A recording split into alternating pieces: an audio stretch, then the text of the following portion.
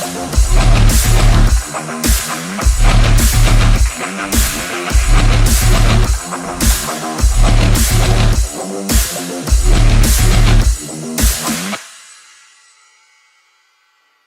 buenas noches, bienvenidos a otro jueves más de Contrapunto Político. El día de hoy tocaremos tres temas. Los primeros 2 años del gobierno del presidente López Obrador, la alianza PRI-PAN-PRD y del proceso electoral en Yucatán. Para platicar de estos temas, saludo a la compañera Giovanna Campos Vázquez. Ella es doctora en Ciencias Políticas y empresaria del ramo hotelero. Muchas gracias y bienvenida nuevamente, Giovanna. Gracias, buenas noches. Rodrigo Vázquez Parada, periodista, maestro y activista. ¿Cómo estás, Rodrigo? Bienvenido. Hola, ¿qué tal, amigos? Muy buenas noches. Gracias por la invitación.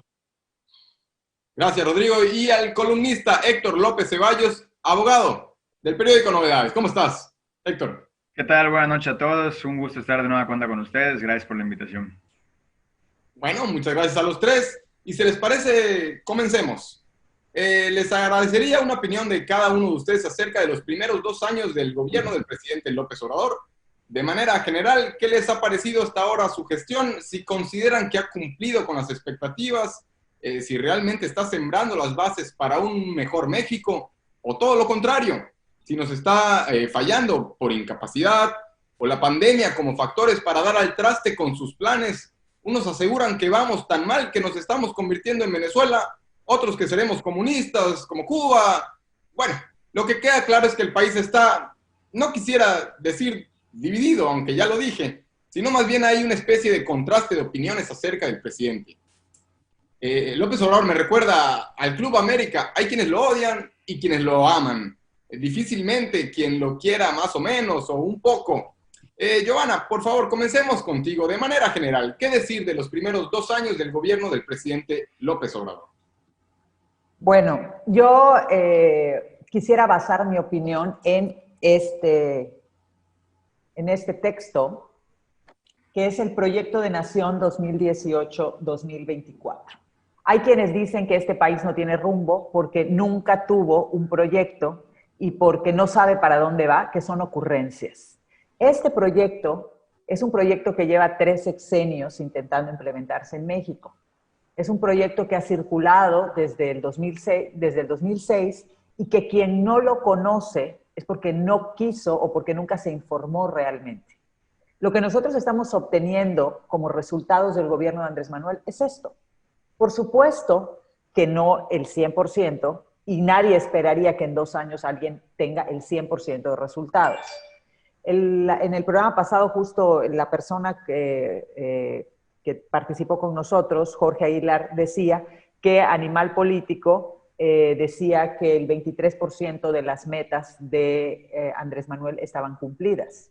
Le parecía poco. Sin embargo, si el país lleva un 30% del gobierno de Andrés Manuel, pues por ahí podríamos pensar que por ahí van las cosas, ¿no? Andrés Manuel evidentemente dice que lleva más. Algunas personas considerarán intrascendentes sus logros, como decir combate a la corrupción o que le quitamos los pinos como residencia oficial o que quitamos las pensiones. Eso es lo que se propone aquí. Así de sencillo. La persona que conozca, que se haya tomado la molestia de escucharlo realmente y de conocer este documento, sabrá que aquí hay un diagnóstico del país que se le entregó y que hay un diagnóstico y unos ejes de trabajo y de desarrollo y que son los que se están cumpliendo. Yo puedo entender muy bien que haya gente a la que no le parece este proyecto. Eso no significa que no sea la oportunidad de Andrés Manuel de desarrollar el gobierno que él considera que es el que México necesita. Por eso el 53% de la población votó por desarrollar este proyecto de nación. Entonces yo considero que él está haciendo lo que él prometió. Correcto. Bueno, muchas gracias. Giovanna, Rodrigo Vázquez Parada, ¿cómo ves estos 2 años? Ya lo decía Giovanna ahora, ¿no? ¿Piensas que se va por el buen camino o como dice la oposición, vamos que volamos para el comunismo? Y esto sin afán de burla. ¿Por qué tanta oposición y crítica por parte de los medios tradicionales de comunicación? ¿Qué está haciendo terriblemente mal el presidente que amerita el golpeteo constante? Pues quizá para sumarnos, si fuera el caso. Recordemos que, quiero abordar dos temas. Un tema que abordó Giovanna, que me parece que hay que diferenciarlo, pero respondiendo a tu pregunta, hay que recordar que los medios de comunicación, de alguna u otra manera, se han acostumbrado en estos 20 años, se han acostumbrado a que ellos van a estar ligados totalmente a las instituciones de gobierno. Esto quiere decir económicamente. Y entonces, de alguna u otra manera, tienen que mantener sus audiencias para que le digan a sus posibles clientes o prospectos, decirles, mira, tengo tanto número de audiencia o tengo tanto número de televidentes o de radioescuchas y, pues bueno, esto es debido a que hay ciertos temas que son polémicos y que en sí, en abordarlos de manera profunda o de manera de reportaje de investigación o un periodismo de investigación, buscan más que nada sembrar ese tema y que se genere la polarización, que se genere la temática y que haya esta contradicción, esta confrontación de ideas. Eso es lo que están buscando los medios de comunicación al hablar o señalar, ¿no? Por decir, cuando se corta una parte de lo que dice el presidente en la mañanera y se desvirtúa, es porque así era el objetivo de esa nota periodística, nota informativa, con la intención de polarizar de alguna u otra manera. Eso es una realidad. Hay otro tipo de periodismo que hace bien su trabajo, que hace sus investigaciones, que está señalando que hay problemas en el programa de Sembrando Vida, que hay problemas en el programa de Jóvenes Construyendo el Futuro. Claro que sí los hay, y hay investigaciones, y aquí hemos hecho señalamientos. Yo he hecho señalamientos en el tema de que hay empresas que utilizan el programa Jóvenes Construyendo el Futuro y que la Secretaría de Trabajo o la encargada no está haciendo supervisiones, evidentemente por el tema del coronavirus, pero de alguna manera las tienen que hacer porque hay dinero que se va por allá. Y respondiendo un poco el tema de Giovanna sobre el tema del proyecto de nación, hay que recordar que, y lo voy a mencionar más adelante, las elecciones son eso, son electorales, es una campaña electorera, no es un proyecto en el cual se vende lamentablemente el voto. La conducta política de la ciudadanía no es conocer proyectos de nación, es tienes una propuesta, tienes una postura, tienes una personalidad, eso es lo que me convenció y por eso es en lo que voy a votar. Ahí mucha gente votó por Andrés Manuel porque era la oposición a todo lo que hemos vivido, lo mismo que pasó con Vicente Fox. Con Vicente Fox no era un cambio de proyecto y esto, no. Vicente Fox era la oposición a el PRI durante muchos años y Zedillo contribuyó para eso. En el caso de ahora, Enrique Peña Nieto fue malísimo en su sexenio, con todos sus problemas, y evidentemente ya era un cansancio. O sea, Andrés Manuel ya era como la constante, oye, no sabes, pues está en la tercera, pues ya dásela al abuelo, deja que Andrés Manuel sea el presidente, y así fue. Hay otro electorado que sí conoció el proyecto, su servidor conoce el proyecto de nación, hubo modificaciones incluso cuando se sumó Encuentro Social a la alianza de Juntos Haremos Historia, y ahí hubo modificaciones y hubo temas que se sacaron del proyecto de nación. Entonces, para finalizar, yo creo que voy a decir lo mismo que he dicho en los anteriores análisis. Andrés Manuel modifica la institucionalidad del gobierno federal y esto crea inconformidad. Eso es lo que hace que muchos secretarios o algunas personas que nombró se han salido o han dimitido de su encargo porque no están acostumbrados a esta forma de gobierno que está haciendo el presidente. Recordemos que el presidente dijo que se van a descentralizar las secretarías federales y hasta ahorita no se ha logrado, por supuesto, porque es un proceso largo. Pero lo que va ahorita está bien. El problema es que no ha sabido cómo mantener esta línea de no ser tan abrupto, porque hay cambios que son muy abruptos y esto genera, por supuesto, miedo. Recordemos que hay 80 años, más de 80 años de instituciones que no se habían tocado y hoy se están trastocando y esto mueve todo lo demás, ¿no?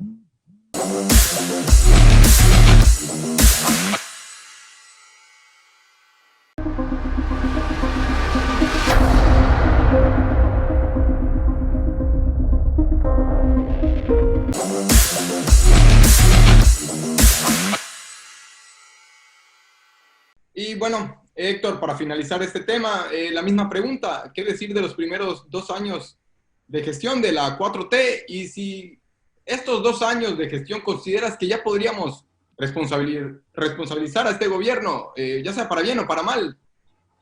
Bien, primero, nada más acotando un poco lo que dijo Rodrigo, es curioso cómo sí se prometió que se iban a descentralizar las instituciones, en el sentido de que se iban a mandar a otros estados de la República determinadas dependencias, pero el poder se sigue centralizando.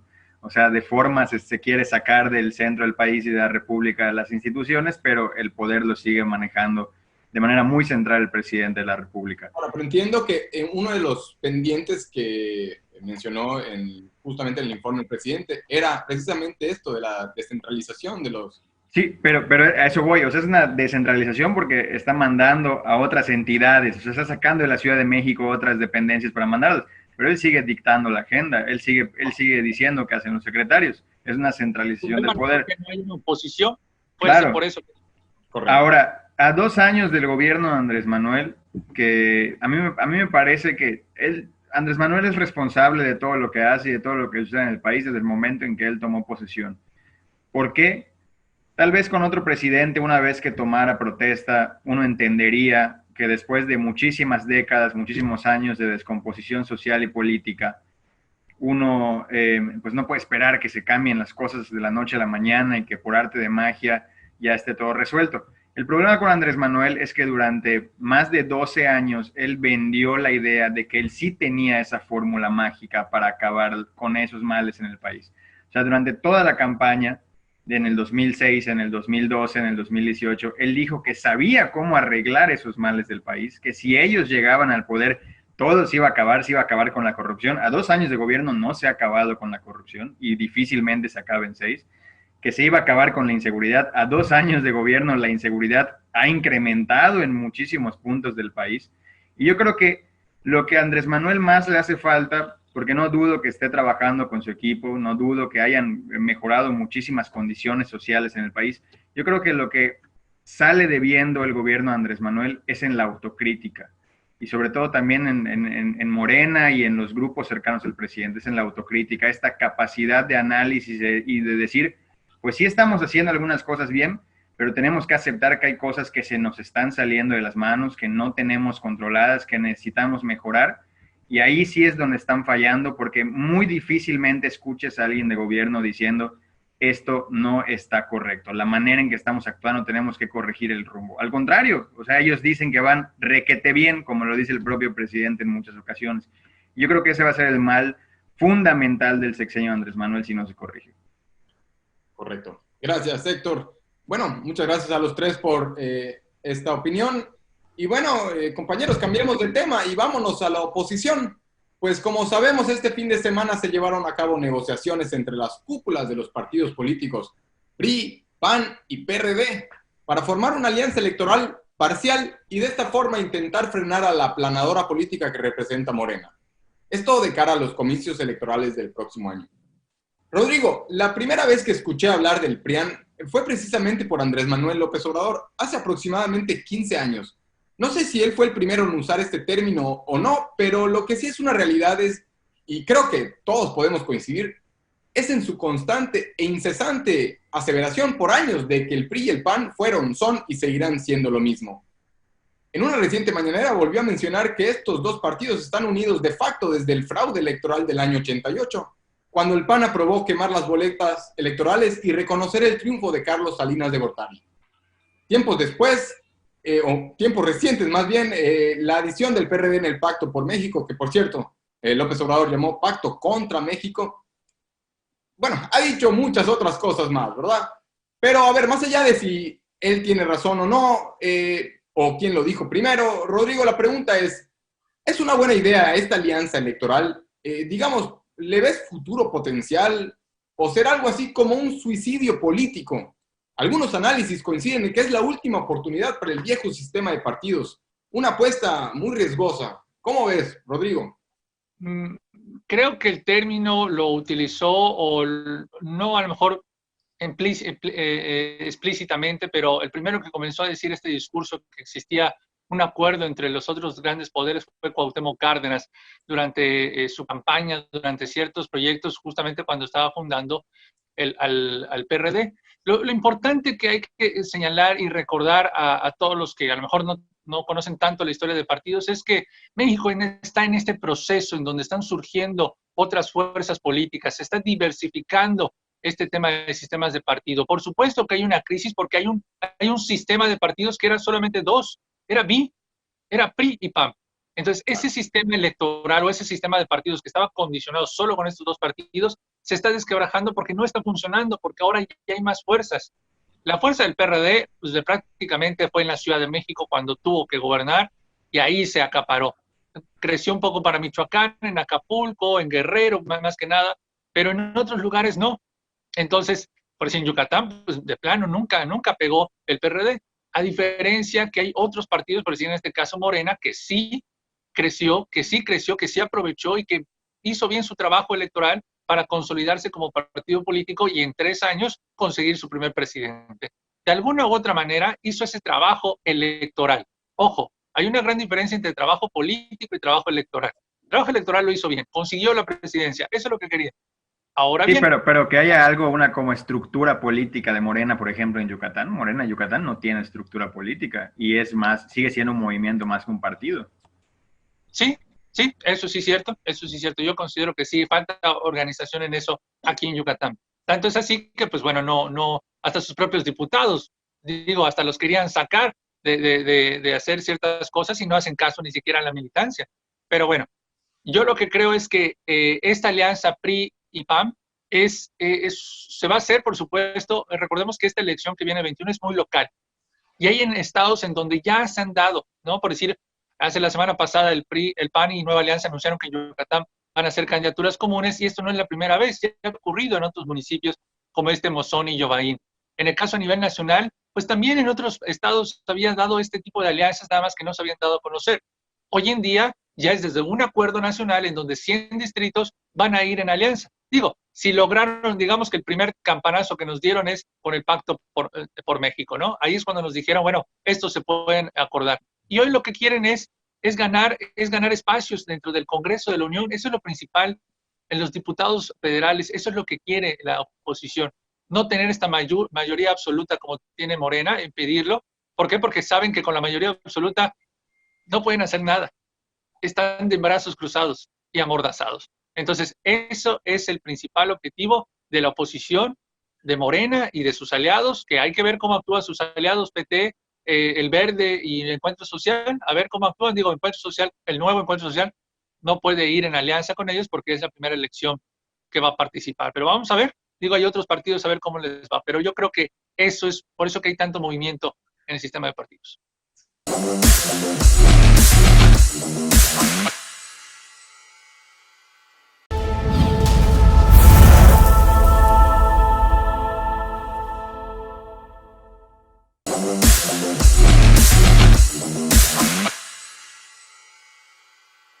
Bueno, Héctor, una opinión acerca del PRIAN RD y también cómo definir el concepto ideológico de esta alianza. Digamos, ¿cuál es la bandera política que representan más allá de querer ganarle a López Obrador y a Morena en el 2021? ¿Cuál es su oferta política de esta alianza neoliberal medio conservadora? ¿Cómo definir?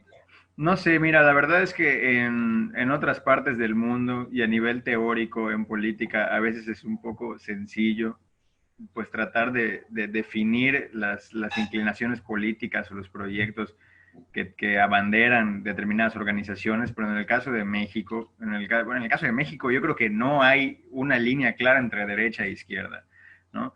No veo que el PRI, el PAN y el PRD tengan un proyecto de nación o tengan una apuesta o una propuesta política que pueda ser clasificada como de derecha, izquierda, o sea, o neoliberal o socialista. No tienen nada porque no tienen un trasfondo teórico e ideológico, ¿no? No tienen una base sólida de principios que vayan a tratar de impulsar al recuperar determinados escaños ahorita en las cámaras, por ejemplo.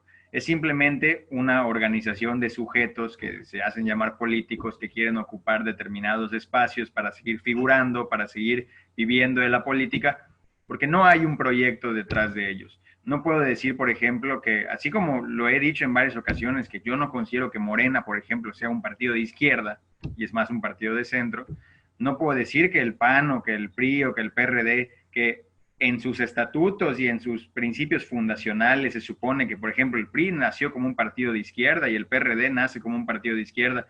No me parece que en este momento estén actuando como tal. Creo que simplemente se están agrupando en contra de Obrador, como cuando nació el TUCOM, primero el Todos Unidos contra Madrazo y todos esos, para tratar de tirar a una figura. Y ahorita, pues nada más van a participar en las elecciones desesperados por ocupar escaños para que en la suma ellos puedan tener otra vez algún control o algún peso significativo y que Morena no tenga una mayoría absoluta.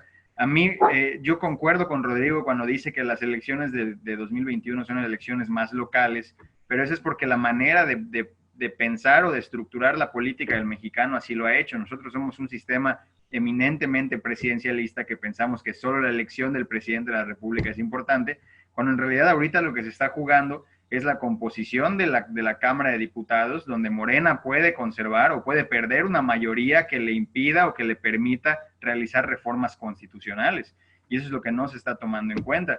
Por eso los partidos que ya están un poco más profesionales y curtidos en esos menesteres se tratan a toda costa de formar alianzas, incluso ilógicas, sin sentido, para poder pues tratar de recuperar el poder. Ahora, como punto final, sí quisiera agregar que esto se debe a que esta pluralidad de partidos que mencionaba Rodrigo no significa que haya más democracia en el país. No porque haya países, por ejemplo, donde solo hay un partido político o países donde México, donde hay 30 partidos políticos, significa que nosotros seamos más democráticos.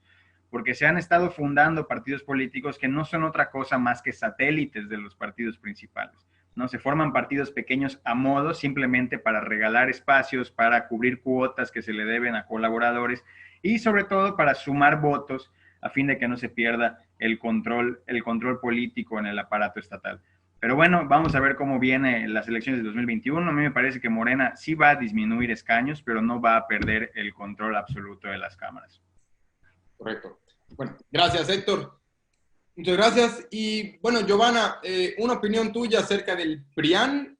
Y bueno, así como criticamos a esta alianza, ¿qué decir, pues, de Morena y Partido Verde? Esta alianza que se está formando, yo tengo que reconocer que he sido muy crítico con el prianismo, pero esto de aliarnos con un partido tan desprestigiado, promotor de la pena de muerte, expulsado y repudiado en su momento de la Organización Mundial de Partidos Verdes, pues como simpatizante de la Cuarta Transformación no me gusta nada de esto, pero no se trata de que me gusta a mí. ¿Qué te parece la alianza del partido Morena con el Verde? Y de paso estos guiños con Nueva Alianza también. Pragmatismo político, Giovanna, no importan ya las ideologías con tal de ganar. ¿Qué decir? Eso, la palabra correcta es pragmatismo político. Bueno, en el caso de la oposición es un pragmatismo político revestido de patriotismo, ¿no? Porque lo que están diciendo es, hagamos patria, no permitamos que esta gente continúe, que tenga la mayoría, Y ocurre lo mismo del otro lado. O sea, aliarse con el Partido Verde, aliarse con el PES, aliarse con el PT o con cualquiera, y olvida su reputación.